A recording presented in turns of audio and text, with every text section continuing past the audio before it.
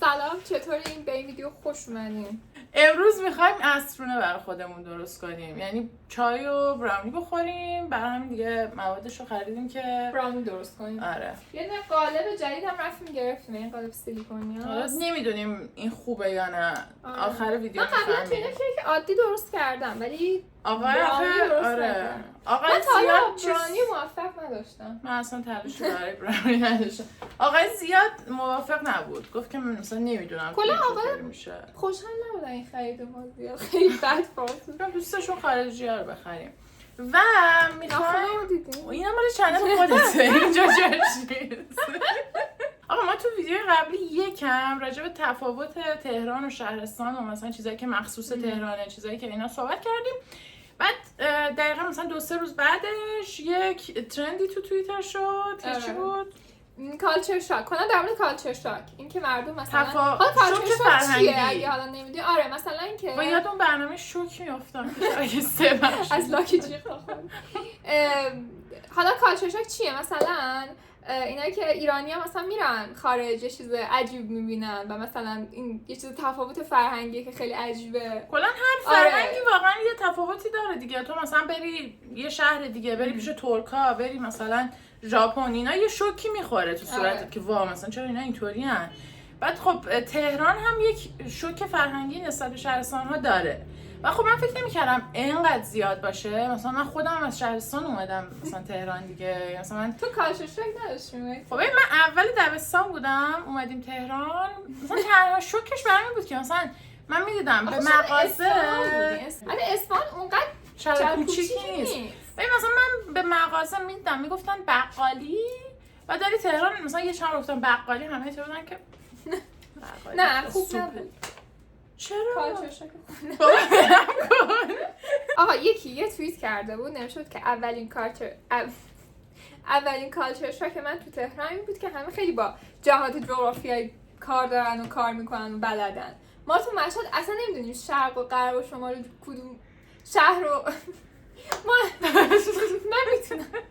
تو مشهد اصلا نمیدونیم شرق و غرب و شمال و جنوب شهر کجاست. ببین آخه یه مشکلی که هست که اصلا اتوبانا رو تو باید به وضوح بدونی که آقا مثلا من الان تو چیز شمالی ام، مثلا ولیعصر شمالم، مثلا الان تو سهروردی کجاشم، یا مثلا تو کجای همتی. یک چیز جالبی که فهمیدم تو شهرهای دیگه لزوما منطقه خوب شمال شهر نیست. آره. یعنی مثلا منطقه خوبه نمیدونم کجا بود، چه مشهد مثلا جنوبش. آره. تو من رفتم مشهد پشمام ریختم. چی؟ جای گرون پایین چرا؟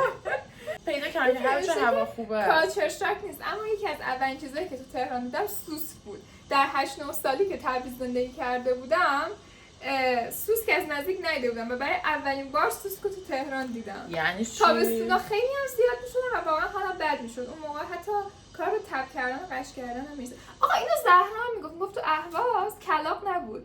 گفت من آسابی نه این بعضی جونورا بعضی جاها واقعا نیست. من باورم نمیشه سوسک نباشه یه جایی. خب دیگه سوسکه دیگه، بعدم پروازم نمیکنن. آخه کلاغ واقعا عجیبه. کلاغ خیلی سگ جونه مثلا چرا نبود؟ چون تبریز هوا خنکه شاید، چون مثلا تهران هم تو تابستون میان رو، مثلا من زمستون سوسکینا ندیدم. یکی نوشته که اولین کالچر شاک من تو تهران سرعت حرکت آدما بود. همه عجله داشتن نمیفهمیدم چرا.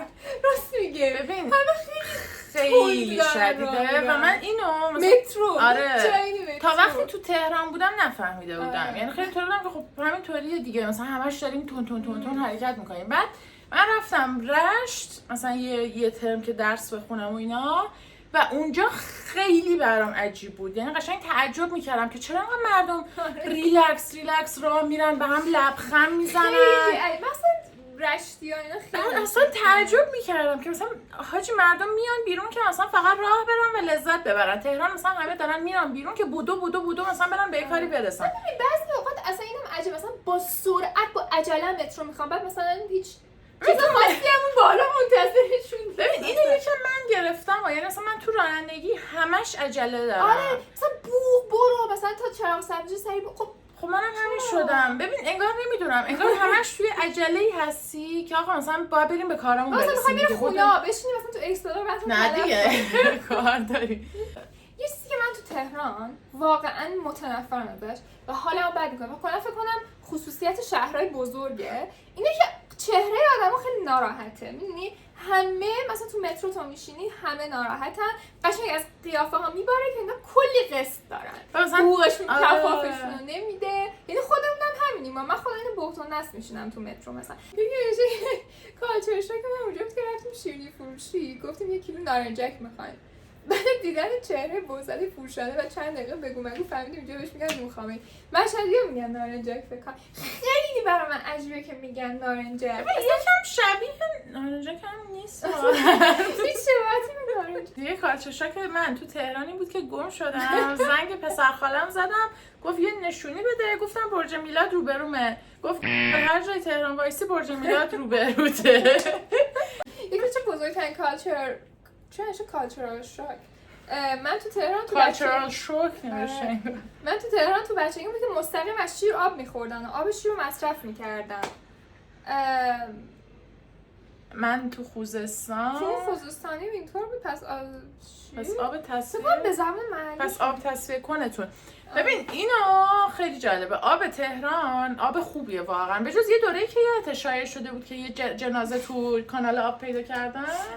شما به جز یه دوره‌ای که شایع شده بود یه جنازه تو کانال چاه آب و اینا پیدا کردن و از شیر آب نخورین. آب تهران آب خیلی خوبیه، یعنی مزهش خوبه. حالا مثلا فیلتر میذاری میفهمی چقدر چیز داره خوبه، ولی نسبت به آب بقیه شهرها خیلی خوبه، یعنی خیلی فکر کنم روش کار میکنن. اولین کالچر شوک من تو تهران بود که ترکا توش بیشتر از تبریز بودن. یکی میشه اولین کالچر شوک من برمیگرده به دیت. یارو گفت بیا ولیعصر، من رفتم دور میدون ولیعصر، اون رفته بود ته خیابون ولیعصر. بعدم گفت خیلی ترافیک کلم شکسته. جالب بود. یک نوشته که اولین کالچر شوک من تو تهران بود که بچهای دانشگاه برنامه تفریح رو میذاشتن مثلا از 12 ظهر. اصلا تو مغزم نمیگنجید که آدم انتخاب کنه ظهر بره بیرون. ما تو خوزستان تا خورشید غروب نمیکرد بیرون رفتن برام منگش. ببین آخه تو تهران به نظرم ظهر تنها تایمیه که اونقدر پیک ترافیک نیست. مثلا صبح‌ها پیک ترافیک وحشتناکه. خوزستان خیلی گرم. خب نه دارم میگم علتش چیه. مثلا تهران هم اونجوری نیست که واقعا خنک باشه. حالا با خوزستان مقایسه نمی‌کنم، مثلا اون واقعا توی لیگ دیگه است. ولی مثلا من رشتیا و اینا هم زیاد دیدم، مثلا ترجمه میدن بخوابن سر ظهر. اصلا نشد که نه. نشد من اول کالچر شوک بود که تهران ساعت کاری‌ها یه تیکه است. یعنی طرف مثلا بر ناهار نمیاد باشه. بر ناهار نمیاد خونه. مثلا میگفت ما تو شهرمون همه برای مثلا مغازه‌ها سر ظهر میبندن. بعد مثلا دوباره عصر شروع می‌کنم به کار. خب تهران اینجوری نیست که صبح تا شب. اینو من تو کیشم داشتم. ببین من هر شهری رفتم دیدم که اینا سر ظهر میرن خونه‌شون ناهار میخورن. بعد خب خیلی عجیبه. خب آقا تخم مرغ میخواد، کره میخواد. بگو همین الان چیزاشون. 2 تا تخم مرغ، 100 گرم کره، 100 گرم شکلات خرد شده. که فقط منظورش همین شکلات تخته‌ایه دیگه قاعدتاً. شکلات تخته‌ای، شکر، پودر کاکائو، پودر قهوه فوری، وانیل و آرد. کالچر شوک فقط اونجایی که تو فرودگاه دهلی پیاده شدم، پامو تو خیابون گذاشتم، یه آقای اونور خیابون در حالی که سر پا نشسته بود، سر پا نشسته بود، با موبایل داشت حرف میزد، همزمان داشت پیپی میکرد کف خیابون. ببینی نمیدونم آقا من اینو خیلی شنیدم همون وسط خیابون دستشویی میکنن. یکی از دوستای ما رفته بود هند مثلا 3-4 سال پیش و میگفت که خیلی بو دستشویی میاد، یعنی همینجوری مثلا تو خیابون رد میشی و اینا وحشتناکه، بوی دستشویی خیلی میاد و من نمیدونم به نظرم دیگه خیلی چیز وحشتناکیه. آقا یکی از چیزایی که من خیلی شنیدم ایرانی‌ها که از خارج میان براشون کالچر شوکه اینه که توی مثلا باشگاه و مثلا استخر و اینا کسی نمیره تو رختکن و حتی مثلا شورت هم پاشون نمیکنه. یعنی چی اونجا زن و مردا که کنار؟ آره. و من خیلی برام عجیب بود که بابا فکر نکنم. نمیدونم خب نه ببین اون جاهایی که مثلا فقط مردا ولی خب باز کاملا. خب حاجی خیلی وحشتناکه. آره خب. ببین مثلا من دیروز رفتم استخر، بعد دیدی توی استخر پیرزنا مثلا هیچ چیز نیست، مثلا نرن تو رختکن مثلا لباس بپوشن. هم تو مثلا من چشم خورد و واقعا ناراحت شدم. یعنی تو چشم خورد مثلا چرا من جای مثلا خصوصی تو رو ببینم و فکر کنم مثلا اونا رو مونتی نشونه کاملا. این در من واقعا عجیبه. مامان من یه دیالوگی داره میگه که لخت بقیه رو ببینی نورت میره. بیچاره اپراتور لیزر. تاریکی مطلق سایه. یکی نوشته که بار اول اومدم تهران برج میلاد دیدم به راننده گفتم تو این خانواده میشینه. فکر کرده برج مسئولیه. یکی نوشته اولین کالچر شاک من تو آمریکا این بود که مردم اول صبح چرا با آدم لبخند میزنن. زیپ شلوارمو چک میکردم که یه وقت پایین نباشه. دیگه تو آمریکا هم خوشمزن دیگه. مثلا فکر کنم نیویورک مثل تهرانه که اصلا همه در حال بدو و استرس. ما یه چند سالی زندگی کردیم. چند ماه که پیش کنم اصلا همه تو بدو بودن کاملا. نوشته اولین کالچر شاک من بود که چرا اینقدر مردم سیگار میکشن.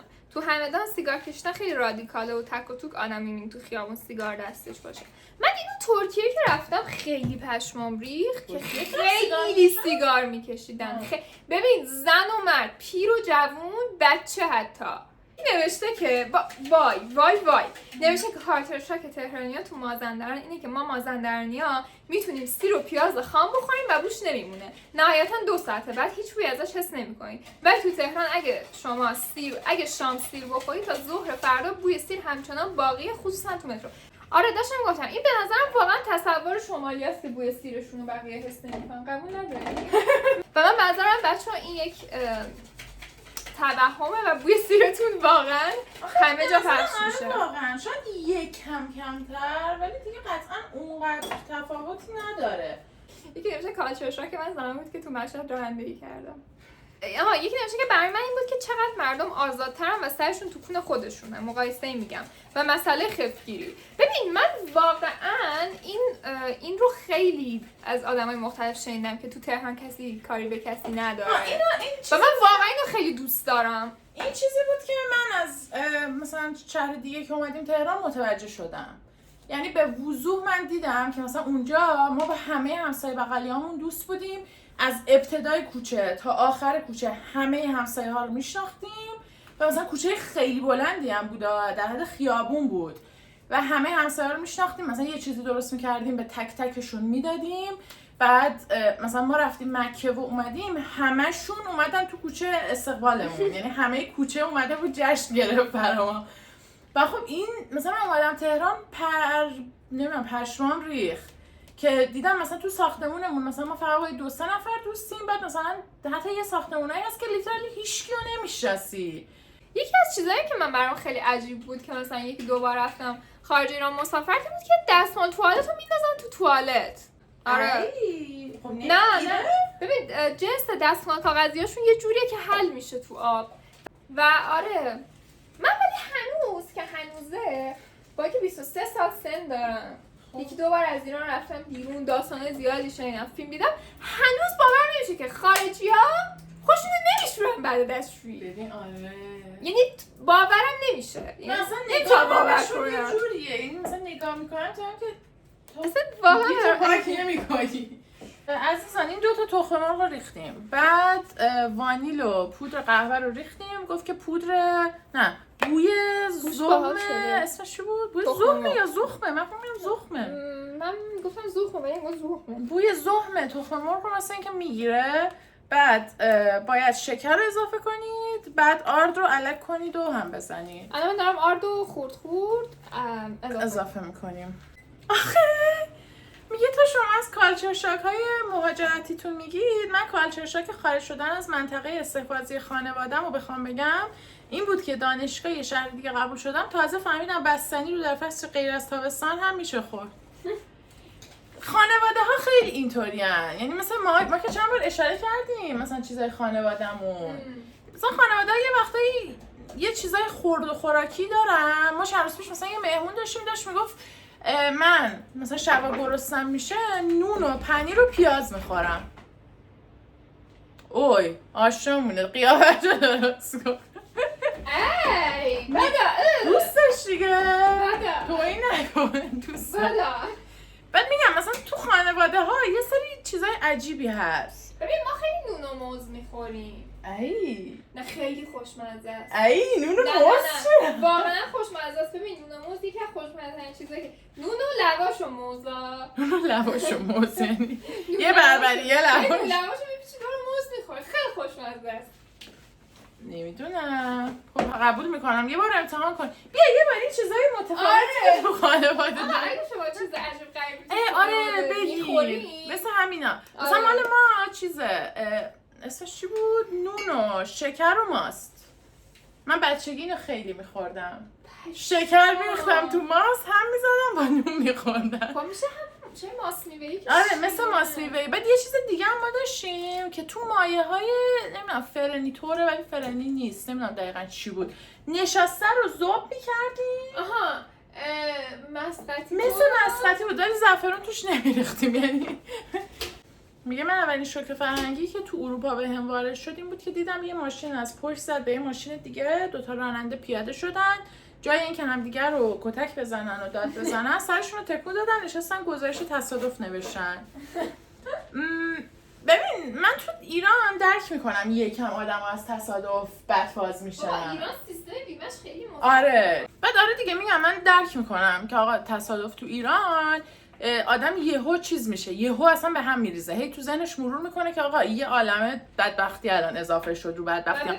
ماشینت هم عین اول نمیشه. واقعا ماشینت هم عین اول نمیشه. آخه تو ایران آدما ماشینشونو ماشین تو ایران خیلی برای آدما چیز با ارزشی. میدونی مثلا طرف سرمایه است. آره کاملا سرمایه‌اش مثلا از ماشینش که بیفته واقعا براش بد میشه.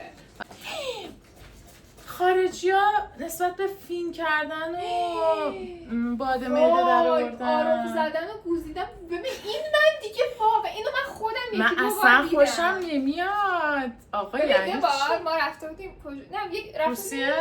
آره روسا میخوره. روسا اصلا به نظر براشون تو صف این صف پاسپورت بودیم.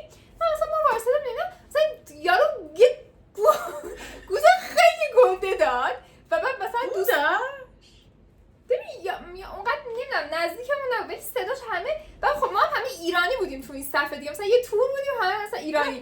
بعد مثلا بعد دخترمون بر مثلا یه فین گنده عینه که مثلا من مامان بابام خونه باشن هم نمی‌کنم فین گنده بعد ایرانی ها همه اینطوریه که آقا ما برمیگردیم. ببین من با آروغ اوکی ام ولی آروغی که از اینا نمیشه که یعنی یارو معده‌شو داره بالا میاره. یعنی مثلا حالت سکسک طور و اینا باز اوکیه.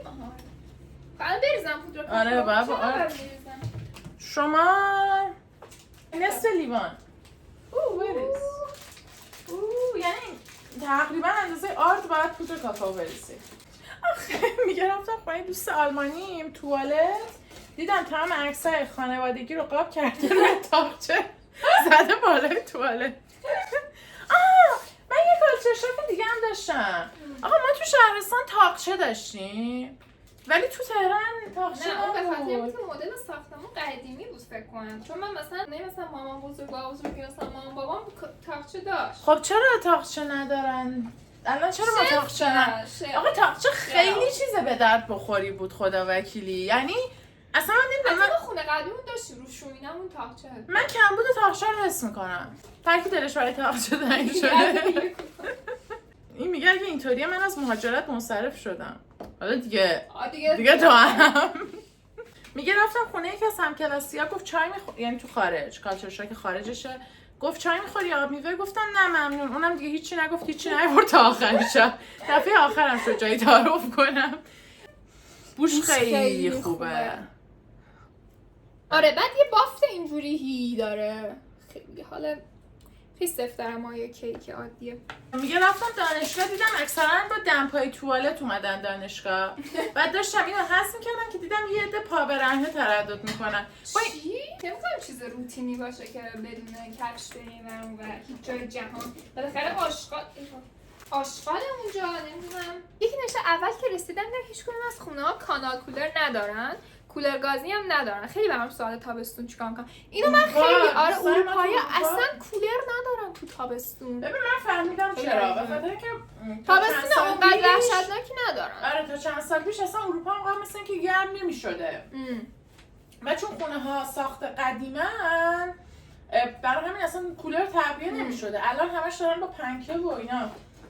ببین آخه جنوب اروپا چی مثلا اسپانیا، ایتالیا اینا. حالا ما شمال مثلا آلمان و مثلا اینا رو شاید خب خنک‌تر باشه ولی جنوبش چی آخه؟ ببین آخه تو ایرانه که مثلا ما نفت و برق راحته برامون. اونا مجبور بودن تحمل کنن. ولی خیلی نازنازیان. نمیدونم من خیلی تعجب میکنم مثلا میگن دما تو اروپا شد مثلا 39 درجه مثلا 5 نفر مردن. خب به خاطر اینکه کولر ندارن اسکولا دیگه. ببین آخه دیگه در حد مردن نمیدونم.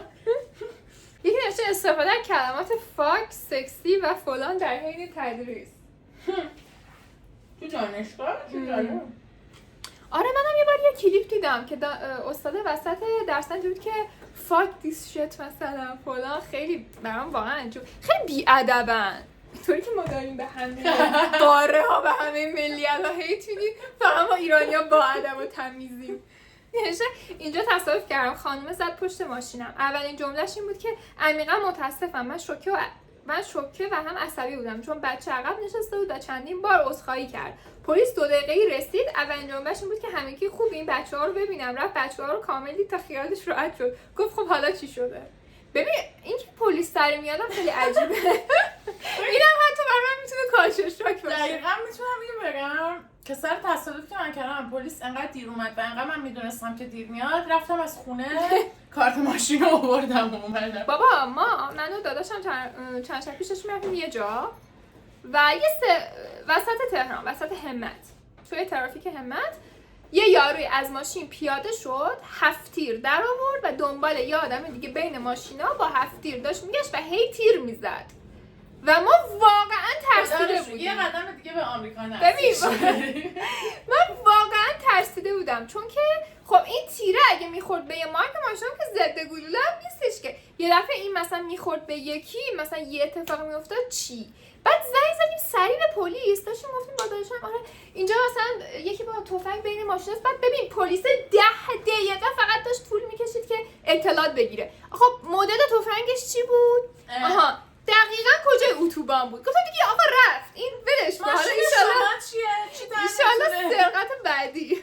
یه مورد دیگه که هنوز واسم جا نیافتاده اینه که آلمانی‌ها روز تولدشون خودشون واسه خودشون کیک میپزن یا میخرن.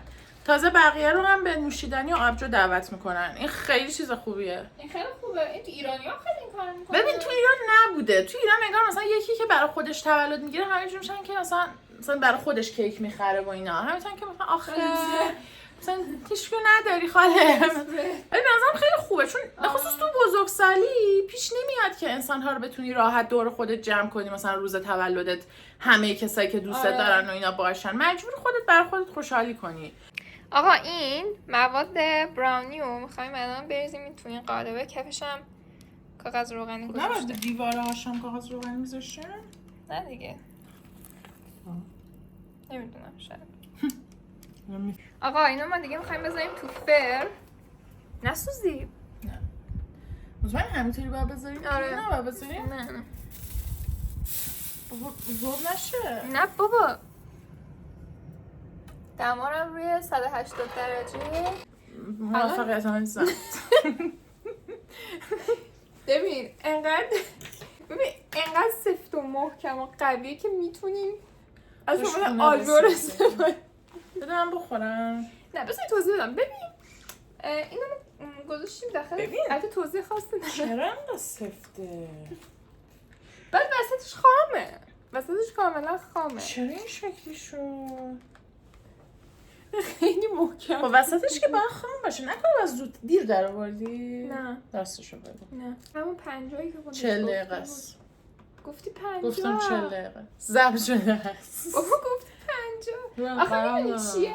50 رفتم باز نگاش کردم دیدم باز چاقو میکنم وسطش. بابا توش خوبه. تو بیرون میخوری توش هم اینجوری نیست؟ چی جوابه؟ این رو من بزنم تو سره قطعا یه مشکلی برات ایجاد میشه. من خوشم نمیاد اینقدر شیرین. من توش میخورم یعنی بذارین جلو هم میخورم. با شیر یا مثلا چای هم بخوری بستنی نه خیلی خوبه. با چای خیلی خوب میشه. ببین مشکلیه که من برای سفته خیلی شله بستش شله بیرونش خیلی سفته اصلا بافت یکسان نداره همینطوریه. ببین بیرونش دیگه به خدا همینطوریه. داشت این صدا رو گوش کنید ببین نه اینقدر سفت و چیز نباید باشه ولی همینطوریه داخلش نرمه همیشه. اینجا رو ببین قول میدی دفعه بعدی درست کنیم؟ اینجا رو ببین انقدر ای وای ای وای خیلی قویه مثل صاحباش مثل خالقینش قوی مش بزنم. ای بشم بگیر بالا بگیر بالا هیچیش نمیشه. الان دست تو میشه خیلی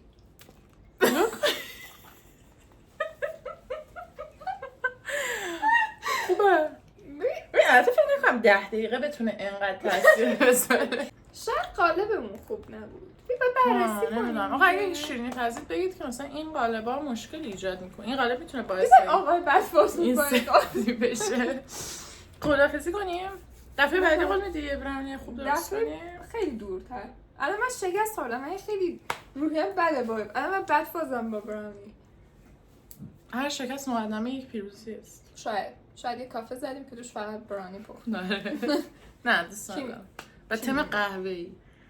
این همین تیشرت هم میتونم بپوشم خب پس آقا مرسی از اینکه این ویدیو رو دیدین. ای کاش اینجا بودیم با اگه این ویدیو خوب برای می‌خواین اینو می‌فرستیم برای دشمنتون. آدرس دشمنتون رو می‌گیریم و اینو ارسال می‌کنیم واسه دشمنتون. میذارم تو سرش نه اینو بخورم من کارو میکنم حالا ضربه مغزی براش داره چون انقدر شیرینه که طرف دچار حالی میشه.